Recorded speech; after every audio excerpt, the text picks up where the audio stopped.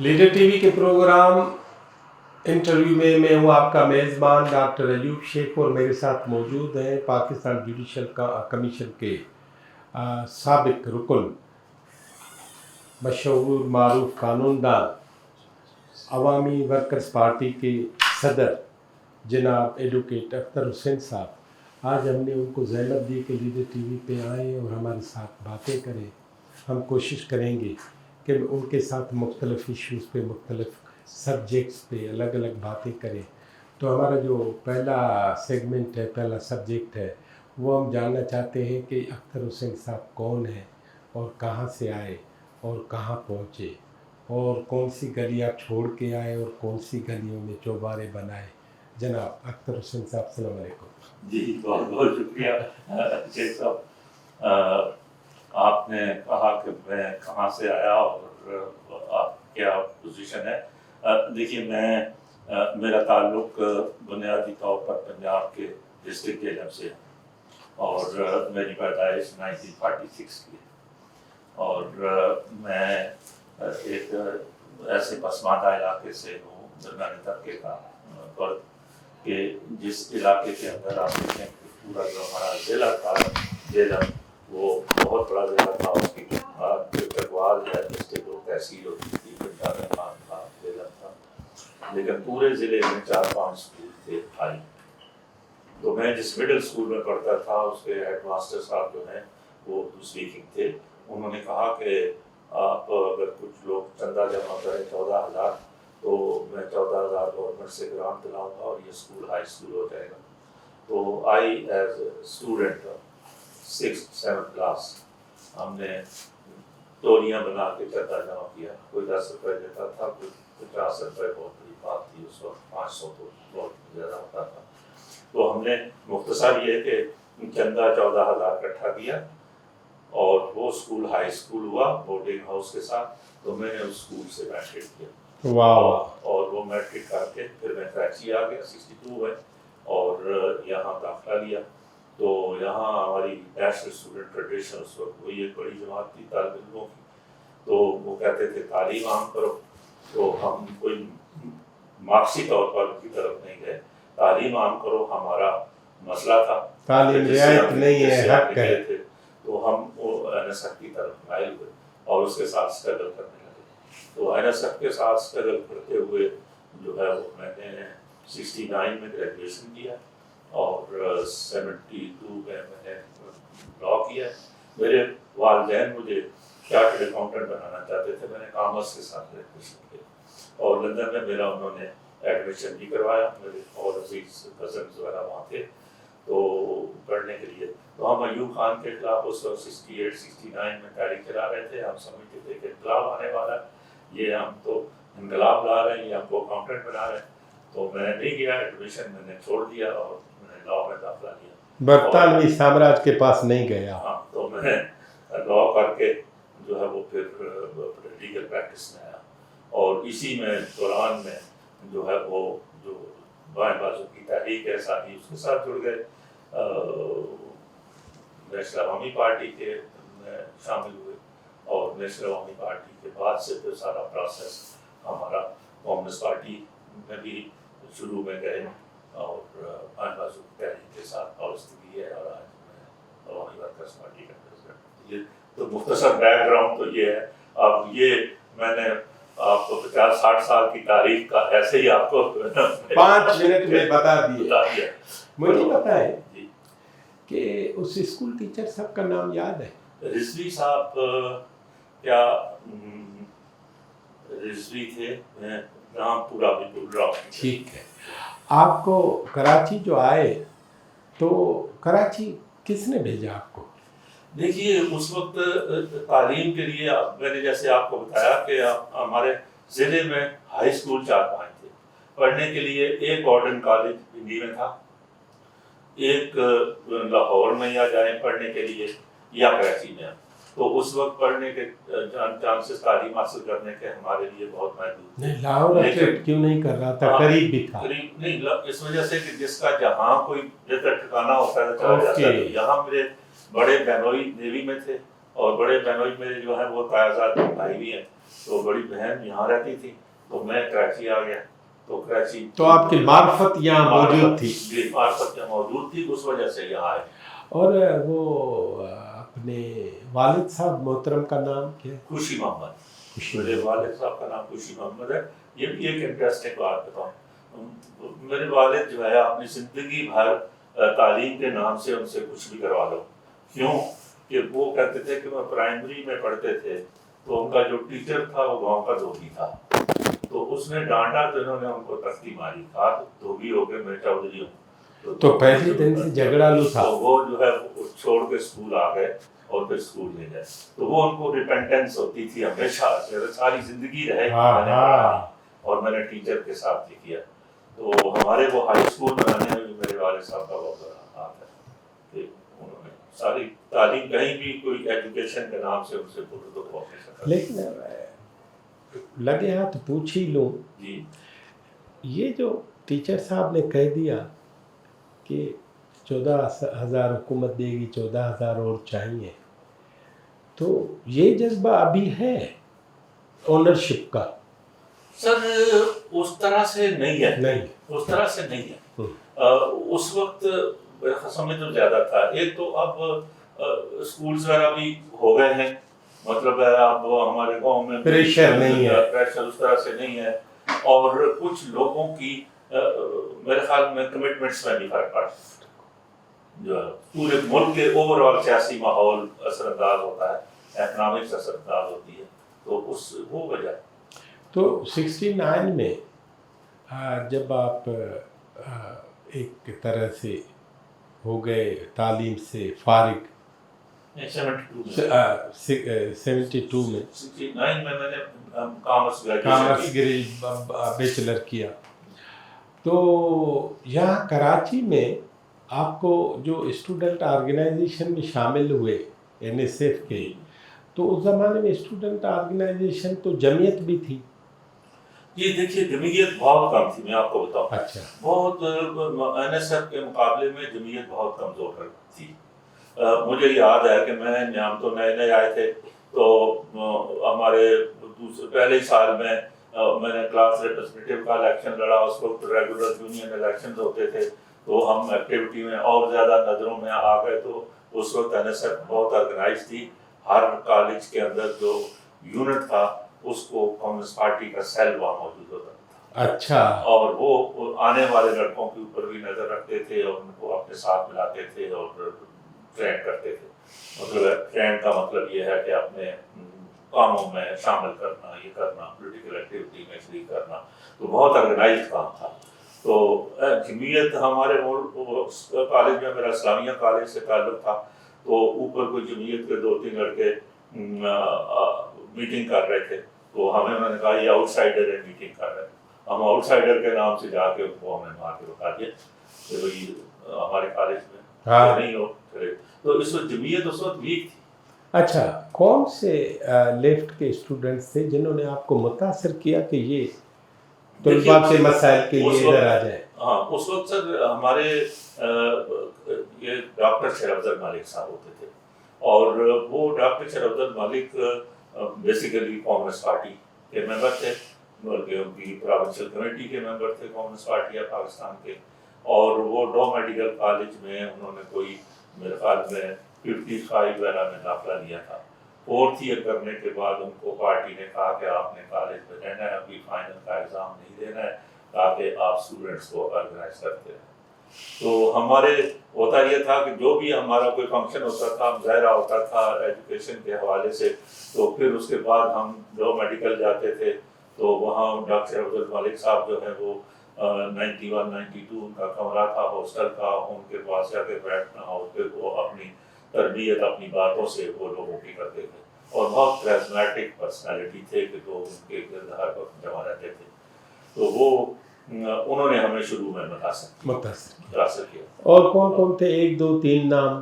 جی، وہ اس وقت دیکھیے ڈاکٹر جسیم پاشا تھے، اور وہ بعد میں NSF کے یہ جو تقسیم ہوئی تو اس کے جنرل سیکرٹری ہوئے، اور ڈاکٹر قمر عباس ندیم تھے جو ایک اچھے افسانہ نگار تھے، بعد میں ان کی اگلی ڈیتھ ہو گئی.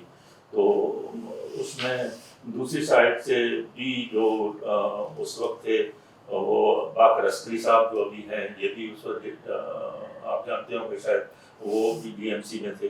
تو اس جھگڑے میں جو ہمارا 66 میں ہوا تھا، وہ تو بعد میں آتے ہیں، جھگڑا آپ سے بعد میں، ابھی امن کی باتیں ہم کرتے ہیں. مجھے ایک بات بتائے کہ جیسے آپ نے بتایا، تو پھر مجھے بتائے ڈاکٹر شیر افضل ملک کو کمیونسٹ پارٹی نے کیا کہا کہ اس کالج میں رہنا ہے لہٰذا فیل ہوتے رہو، امتحان ہی نہیں دو، امتحان نہ دو تاکہ آپ ادھر ہی رہو، آپ کے ہونے کا جواز ہو. ہونے کا جواز. یہ پالیسی غلط تھی، یہ صحیح تھی، یہ الگ سے تجزیہ ہے، لیکن فیکٹ یہی تھا. آج آپ کا کیا؟ نہیں، میں سمجھتا ہوں یہ غلط ہے. مطلب ویسے دنیا کے کسی انقلابوں میں اس طرح ہوا ہے؟ ہاں، نہیں اس طرح سے نہیں ہوا ہے. یہاں جو ہوا وہ تو میں بعد میں اس کا بتاؤں، وہ تو ہماری بہت ساری پالیسیز وہ بعد میں ٹھیک کی ہے. وجہ سے ہوا. تو شیر افضل ملک صاحب کتنے سال رہے پھر؟ سر وہ 66 تک رہے. ان کا ایک اور عجیب بات، وہ 66 تک رہے اور 66 میں ان کا کمیونسٹ پارٹی سے اختلاف ہوا، اور جن چیزوں پر اختلاف ہوا وہ میں بعد میں آپ پوچھیں گے تو بتاؤں گا. تو وہ پھر اس حد تک مایوس ہوئے کہ وہ یہاں سے چھوڑ کے پنجاب چلے گئے. وہ سرگودے کے کبھی کی جگہ ہے وہاں کے تھے. ان کے والد نے سب ٹیچنگ پروفیشن سے تھے اور انہوں نے پشاور میں وہ تھے ٹیچر. تو انہوں نے خیبر بازار میں دکان ماسٹر خان گل ہوتے تھے، شاید آپ جانتے ہوں. ان کی بلڈنگ انہوں نے نئی بنائی تھی، اس میں انہوں نے 2 دکانیں لے کے چھوڑی تھی. میرا بیٹا ڈاکٹر ہو کے آئے گا تو کلینک چلائے گا. تو وہ نہیں گئے جا کے اپنے گاؤں میں 3 سال تک تو وہ نکلے نہیں اپنے گھر سے، کیونکہ ہول ٹائم 50 سے لے کر وہ پارٹی کے لیے کام کرتے رہے اور اس سے وہ مایوس ہوئے. پھر وہ انہوں نے پشاور میں آ کے اپنا میڈیکل اسٹور تھوڑا ڈاکٹری تو کی نا؟ ڈاکٹری نہیں. نہیں ایم بی بی ایس تو پورا بعد میں نہیں، اس وقت نہیں کیا. بتایا نا کہ وہ تو جب پارٹی سے اختلاف ہوا تو چھوڑ کے ابھی تو انہوں نے فائنل ایئر دیا نہیں تھا، گاؤں چلے گئے. جا کے انہوں نے میڈیکل اسٹور کھولا افضل میڈیسن کے نام سے. اور پھر یہ 73 میں ہمارے جو سینئر ڈاکٹرز ان کے ساتھ کے تھے، جو آپ یہ ڈاکٹر ابھی پروفیسر ہارون صاحب ہیں، یا ابھی ڈاکٹر رحمان علی ہاشمی صاحب تھے، پہلے ڈاکٹر سرور تھے، سرور صاحب ادیب رضوی صاحب تھے.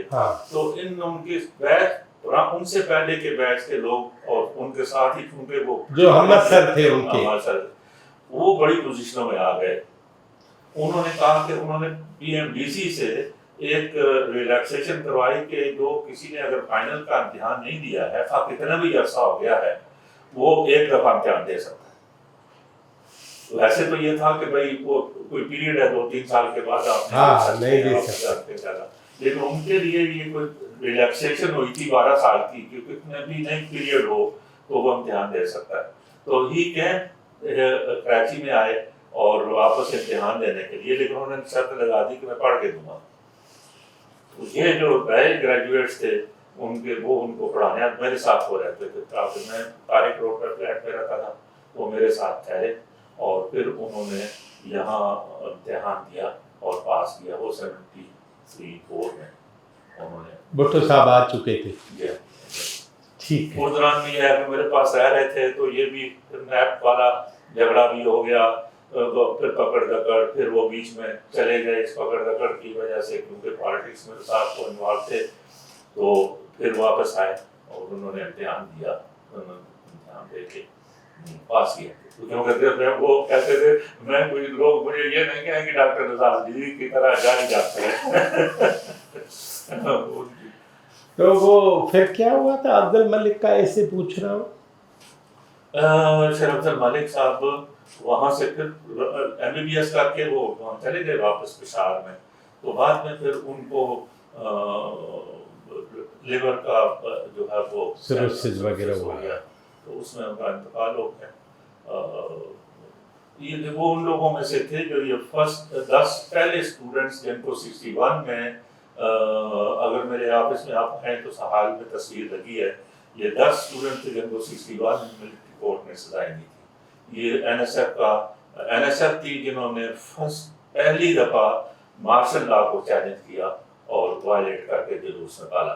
تو اس کی بنیاد پر ان ملٹری کورٹ سے ایک سال کی، کسی کو 2 سال کی سزا. یہ سب قید کاٹی انہوں نے. 10 انہوں نے قید کاٹی. اس میں 10 اسٹوڈنٹ تھے، جس میں فراج احمد خان اور فتح علی خان، امیر حیدر قاسمی، ڈاکٹر شرفت الملک، ڈاکٹر محبوب اور علی مختار رضوی اور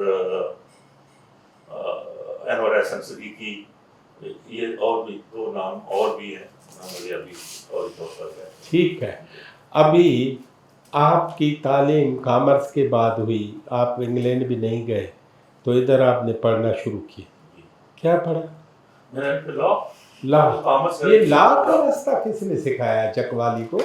نہیں، لا کا راستہ تو اس وجہ سے کہ ہم سمجھتے ہیں کہ یہ ایسا پروفیشن ہے جس کے اندر ہم آرام سے سیاست کر سکتے ہیں. اچھا، نوکری نہیں کرتے. مطلب یہ تھا سینئر لوگ ہیں، ہم نے سنا ہے کہ بھائی قائد اعظم بھی سیاست اسی لیے کر پائے کہ لا کرتے تھے، بھٹو صاحب بھی، فلاں صاحب بھی، اور جو گنے چنے بیرسٹر تھے وہ بھی باہر سے جو پڑھ کے آئے تو پھر ادھر پالیٹکس کی پری پارٹیشن.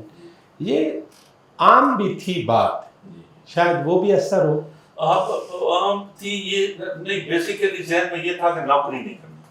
اچھا، سروس نہیں کرنی ہے. جب میں نے لا چھوڑا، میرے گھر والوں نے میرے جو ہے وہ چارٹرڈ اکاؤنٹنسی کا میرا آرٹیکلشپ اور ایڈمیشنز وغیرہ کرایا. اور وہاں میرے کزنس تھے تو انہوں نے کہا کہ میں نے ویزا بھی نہیں اپلائی کیا گھر والوں سے، تو نہیں بتایا کہ میں نے ویزا بھی نہیں اپلائی کیا ہے اور پاسپورٹ بھی نہیں بنوایا ہے. اور جب ٹائم آ گیا ان کا ایکسپائری کا تو میں نے کہا یہ آ کیوں نہیں رہا ہے؟ تو میں نے کہا کہ میں نہیں جا رہا ہوں. تو گھر والوں نے میرا خرچہ بھی بند کر دیا ناراضگی میں. تو حکومت بن گئے.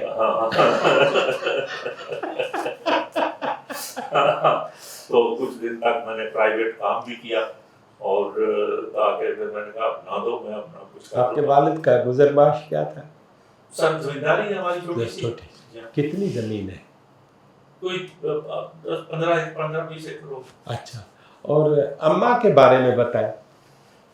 جی، والدہ میری جو ہے وہ بھی گھریلو خاتون تھی. پہلے نام تو بتائیں، خوشی محمد کا نام بتایا.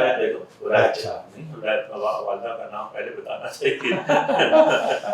ولایت بیگم. میرے نانا جو تھے وہ برٹش آرمی کے ریٹائرڈ میجر تھے. اور اچھا، آرمی اس زمانے میں انہی علاقوں سے لی جاتی تھی. وہ سر وہ بھی بتا دیتا ہوں. مطلب عموماً لوگ کہتے ہیں، ہمارے یہاں بھی ایک مت ہے کہ یہ علاقہ مارشل ریس ہے. مارشل تو کچھ نہیں ہوتا. بھائی اکنامکس تھی نا، ہمارے علاقے میں بڑی زمینداری نہیں تھی اور لوگوں کا جو فیملی بڑھتی ہے تقسیم ہوتی تھی تو اس سے گزارا نہیں ہوتا. وسائل کم ہوتے جاتے ہیں. نوکری اس زمانے میں یا فوج کی تھی یا پولیس کی تھی یا ریلوے سول کا جس میں نوکری تھی، تو اور نوکریاں نہیں ہوتی تھی. تو میرے نانا جو ہے وہ فرسٹ ورلڈ وار میں تھے، تو وہ فرسٹ ورلڈ وار کے بعد ریٹائر ہوئے اور ان کا انتقال 1938 میں. لائٹر ٹون پہ بتا رہا ہوں کہ اس نے مطلب فرسٹ ورلڈ وار میں سوویت یونین بنایا کہ میرا نواسا ہوگا، اور 39 میں ہٹلر سے لڑنے سے پہلے اس دنیا سے کوچ کر گئے. تو اماں کی تعلیم تھی؟ نہیں تھی. بہن بھائی کتنے ہیں آپ؟ ہم 2 بھائی ہیں، 2 بہنیں. میں سب سے چھوٹا ہوں. اچھا. بہنیں جو ہے میں نے آپ کو بتا، بڑی بہن ہماری ان کے ہسبینڈ جو ہے وہ میرے تایازاد بھائی تھے اور ان کے ساتھ میرڈ تھی. اور چھوٹی بہن میرا وہ بھی فیملی کے اندر ہی رشتے دار ہیں، وہاں میرڈ ہیں. ان کے بچے ہیں، اپنی فیملی ہے. انتقال ہو گیا. آپ نے لندن کے پاسپورٹ یہ وہ ساری باتیں بتائیں، تو آپ کے ساتھ جو خواہشیں اور خواب باندھے تھے والدین نے وہ آپ نے کچھ حد تک پورے کیے؟ میرے خیال میں نے پورے کیے. میں نے اس سے زیادہ پورے کیے. اچھا. جس نے میں سمجھتا ہوں کہ میں نے اپنی پالیٹکس کے ساتھ ساتھ اپنی وکالت بھی کی. 2 ٹرم جو ہے مطلب 6-7 سال میں سندھ بار کونسل کا ممبر رہا، وائس چیئرمین رہا، پاکستان بار کونسل کا 6-7 سال ممبر رہا، وائس چیئرمین رہا، جوڈیشل کمیشن آف پاکستان کا، پھر مجھے بار کونسل میں 3 دفعہ نامینیٹ کیا، اور یونانیمسلی تو مخالف کی الیکشن میں گروپ ہوتا، انہوں نے بھی کہا کہ اختر کو اگر آپ نامینیٹ کرتے ہیں تو ہمیں کوئی کہا تو آپ پیسے دیتے تھے؟ پیسے دینے کا اس وقت ٹائم نہیں تھا، رواج نہیں تھا، یہ اب رواج شروع ہوا ہے جو ہے وہ ووٹ لینے کا، خریدنے کا، اور بار کونسلوں میں سندھ میں نہیں تھا، سندھ میں لاسٹ ایئر سے کچھ شروع ہوا، وہ بھی بہت یہ میں چاہ رہا ہوں کہ اس جوڈیشل اور لا کے سیگمنٹ پہ یہ بڑی مہربانی، اور ہم چاہتے ہیں کہ ہم اگلے سیگمنٹ میں جوڈیشری لا لیگل افیئرس اس پہ ہم سے حاصل گفتگو کریں۔ یہ ہے جناب اختر حسین صاحب، ایڈوکیٹ اختر صاحب جو ہے وہ آپ نے ایک دو باتیں سنی تو اس میں یہ انسان کا ماحصل ہے کہ وہ برملا کہہ سکے کہ میں نے اپنے والدین کی جو خواہشیں اور خواب ہیں وہ پورے کیے، یا کئی کی بڑی حد تک پورے کیے۔ تو جہلم، چکوال اور ان علاقوں سے آئے ہوئے ایک شخص، اس کی کہانی کے اگلے جو پروفیشنل ایشوز ہیں ہم ان پہ بات کریں گے جناب اختر حسین صاحب سے، تو ہمارے ساتھ رہیں۔